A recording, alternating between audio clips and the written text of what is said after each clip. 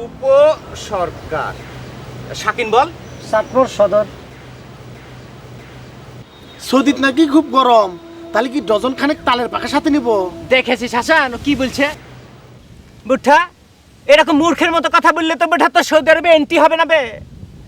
কথা ঠিকই বলেছিস, সৌদি আরবে গরম রয়েছে, কিন্তু ওখানকার সরকার কি করেছে জানিস? বড় বড় মেশিন ফিট করে রেখেছে। ওইখানে তুই সামনে দিয়ে যাবি, ঠান্ডা বরফের মতো ঠান্ডা হয়ে যাচ্ছিস। পাইতে লিয়েছিস? তাহলে আমরা রং নভর পারতেছি কবে নাগাদ? সেটা তো মনে কর নির্ভর করছে তোদের উপরে।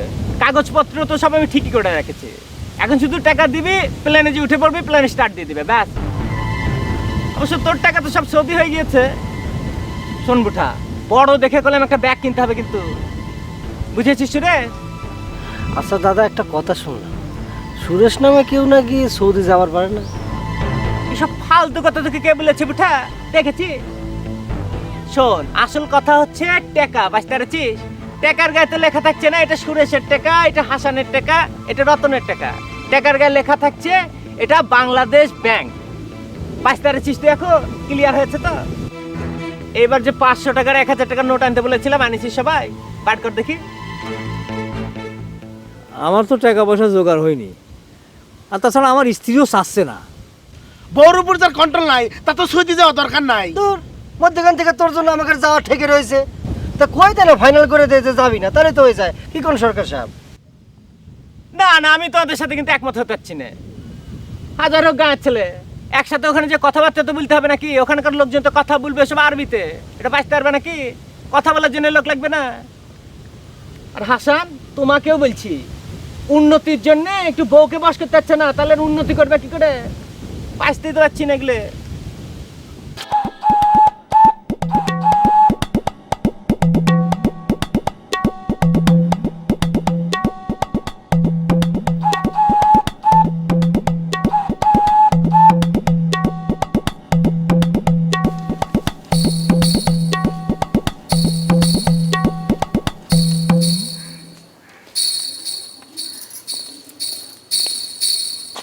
তুমি নাকি বাজার থেকে মেলা বড় একটা মাছ কিনছো রতন ভাই?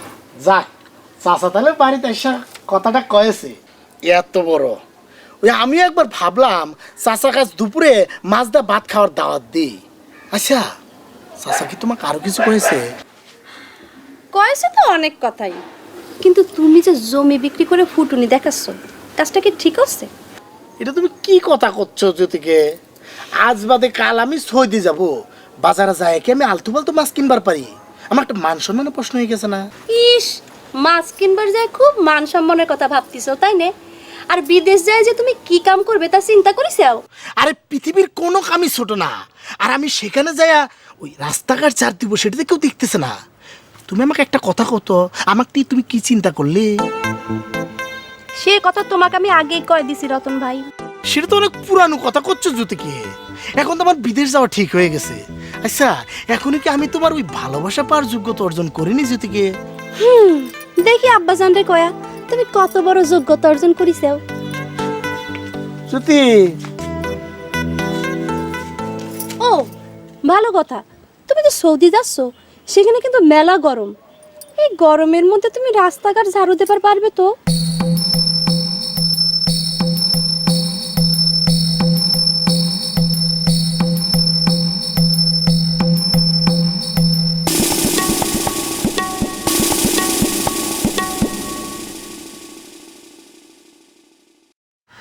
কাকা নমস্কার। নমস্কার। কাকা আশীর্বাদ করবেন। তা হঠাৎ আশীর্বাদের কি হলো সুরেশ? কাকা আপনাকে আশীর্বাদে আমি সৌদি আরব চলে যাচ্ছি।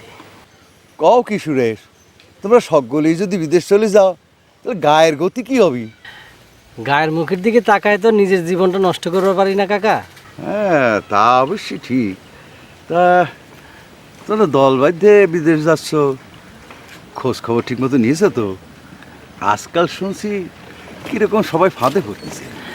কি যে কর না কাকা, রাজা ভাই কি সেরকম মানুষ?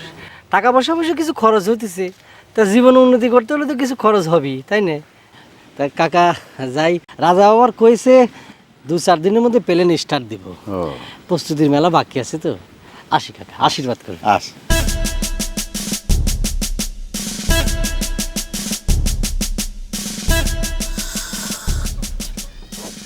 তোমার দোকানে দামি সিগারেট রাখো নাকি মজনু?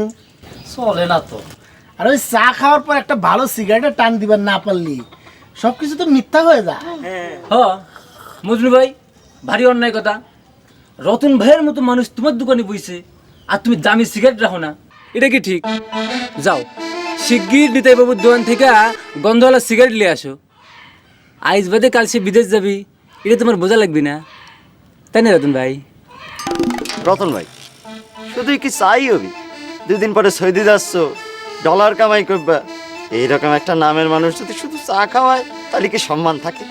চায়ের সাথে বিস্কিট খাবো, খা, ডলারের কথা তুলিস নি। বিস্কিট খেতে তো আর ডলার লাগে না। রতন ভাই, আপনাকে একটা অনুরোধ করে দেখি, কয়েক বছর সৌদি থাকে আসে আর ডলার কামাই করে আপনার কিন্তু মেম্বারিত খান লাগবে। ইনশাআল্লাহ এই গ্রামে আপনি ডিপিট দেওয়ার মতো কোনো লোক খুঁজে পাওয়া যাবে না, কই দিলাম। ঠিক কইছু রে রতন ভাই, আমরা এখন থেকে নির্বাচনের কাজ শুরু করে দিই। আপনি চা, বিস্কিট, বিড়ি, সিগারেট এগুলোর খরচ শুরু করে দেন। আপনার মেম্বারির ঠেকায় কিটা? ঠিক আছে, দিলাম চা বিস্কুট। দরকার হলে লালু বালের দোকান থেকে সিনেলা জিলাপি কিনে নিয়ে নিষেধ করেছে কিটা।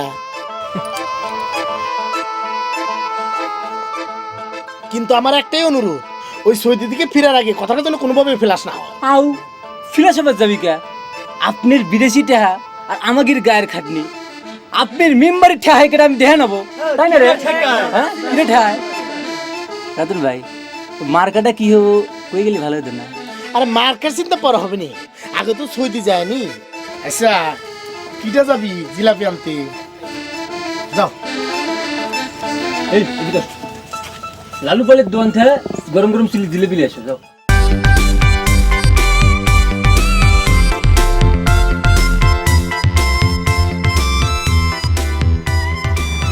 আসসালামু আলাইকুম চাচা। ওয়ালাইকুম আসসালাম। কি ব্যাপার রতন, এত বড় মাছ কিনছো? বাড়িতে কি জিয়াফত আছে নাকি? কি কথা কলেন, এ কি আর এমন বড় মাছ? আজ বাদে কাল বিদেশ যাব, বাজারে যায় ছোট মাছ কিনলে লোকজন কিভাবে কন? তা রতন, বিদেশ চলেই যাচ্ছ? ইনশাল্লাহ, রাজা সাহেব কয়েছে সব রেডি। ওই হাসান আর সুরেশ টাকাটা পরিশোধ করলেই প্লেনে যায় বসবো, প্লেন স্টার্ট দিবি। আমার টাকা অবশ্যই পরিশোধ। শুনলাম তুমি নাকি জমি বিক্রি করছো? ওই আপাতত যাওয়ার জন্য তো ভিসা লাগবেই। রাজা সাহেব কয়েছেন 1 বিঘা বেচলি 10 বিঘা কিনবার পারবো।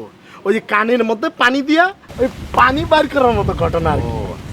যাই চাচা, দেরি হয়ে গেলে মাছখানা আবার নরম হয়ে যাবে। এত টাকা দামের মাছ নরম হয়ে গেলে মাঠে মারা যাওয়ার মতো অবস্থা হবে না।